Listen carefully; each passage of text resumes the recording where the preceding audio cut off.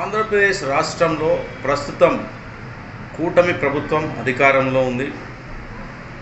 TDP, Janasena, BJP 3 పార్టీల కలయికలతో మరి అక్కడ ప్రభుత్వం అయితే పనిచేస్తూ ఉంది. గత వారం రోజుల నుండి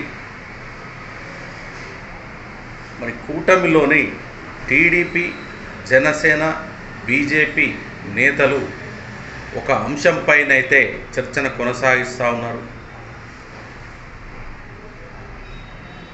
చంద్రబాబు తనయుడు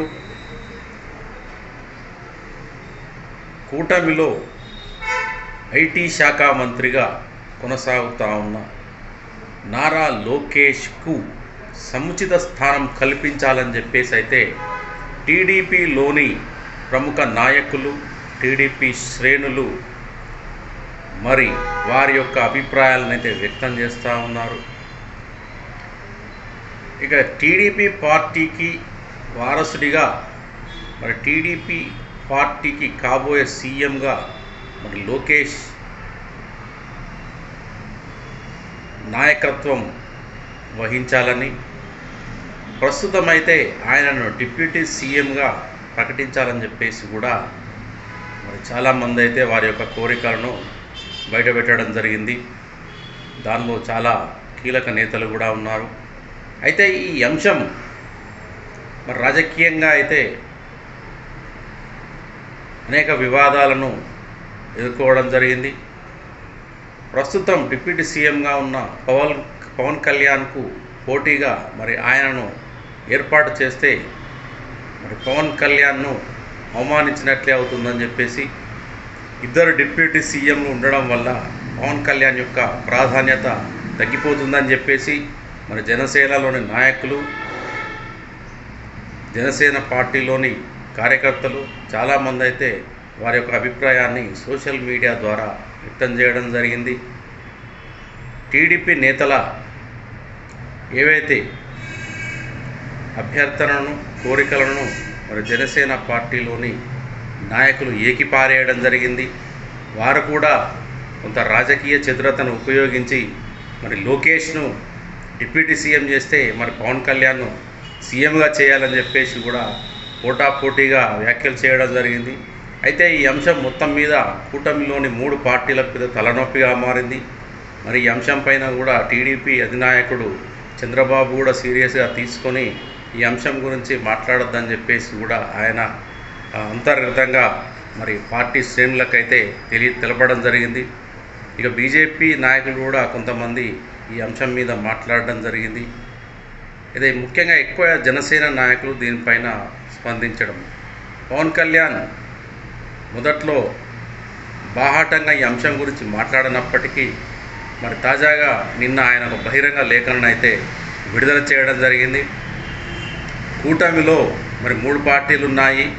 కూటమిలో అంతర్గత సమస్యలు కావచ్చు, కూటమిలో అంతర్గత విషయాలు కావచ్చు, అంశాలు కావచ్చు, ఏ అంశంపైనైనా మరి కూటమిలోని ఏ విషయాలపైన కానీ మరి జనసేనలోని నాయకులు కానీ కార్యకర్తలు కానీ మొత్తానికి శ్రేణులు ఎవరు స్పందించొద్దని, తప్పుడు ప్రచారాలను నమ్మొద్దని, వాటిపైన ఎవరు ఎలాంటి అభిప్రాయాలను వ్యక్తం చేయకూడదని, అనవసరపు వాదనలకు దిగకూడదని, అనవసరపు ప్రచారాలు చేయకూడదని అని చెప్పేసి కూడా మరి పవన్ కళ్యాణ్ అయితే మరి లేఖలో పేర్కొనడం జరిగింది.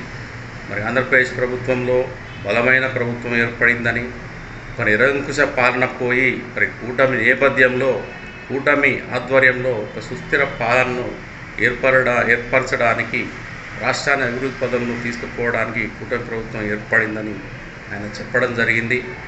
మొత్తం మీద పవన్ కళ్యాణ్ అయితే మరి జనసేన నేతలకు చురకలంటిస్తూనే 3 పార్టీలకు కూడా ఆయన వార్నింగ్ ఇవ్వడం జరిగింది.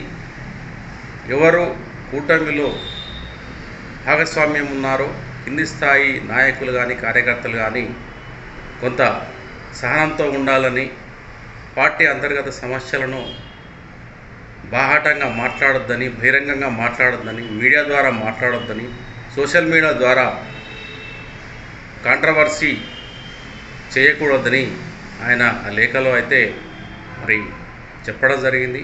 మొత్తానికైతే ఈ విషయంలో పవన్ కళ్యాణ్ సక్సెస్ అయ్యాడని చెప్పాలి.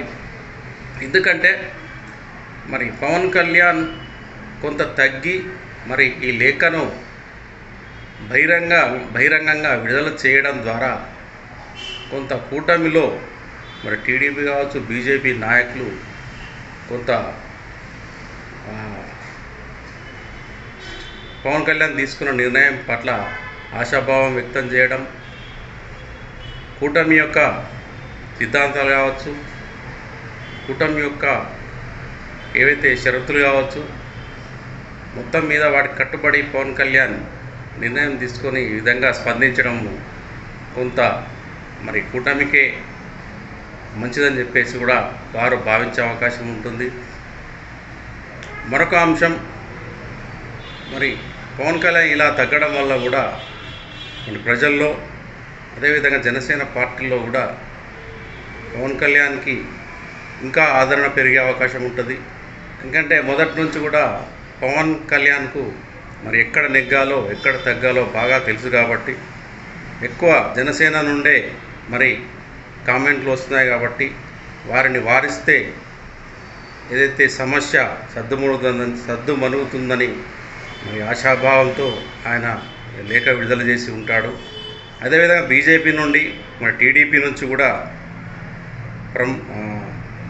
ఆ అధినాయకుల నుండి పవన్ కళ్యాణ్కి ఏమైనా సూచనలు వచ్చాయా, లేదంటే ఇక మరో అంశం ఇక్కడ సంతోషకరమైన అంశము, మరి బీజేపీ నాయకులు మరి ఏదైతే కీలక నేతలు, బీజేపీ కీలక నేతలు మరి చంద్రబాబు నాయుడుతో మాట్లాడి ఉంటారు. చంద్రబాబు కూడా మరి ఇప్పట్లో మరి లోకేష్ను డిప్యూటీ సీఎం చేయబోమని మరి పవన్ కళ్యాణ్కు మాట కూడా ఇచ్చి ఉంటారు. మరి అందువల్లే మరి పవన్ కళ్యాణ్ ఇలా బహిరంగంగా లేఖను విడుదల చేసి ఉంటారు.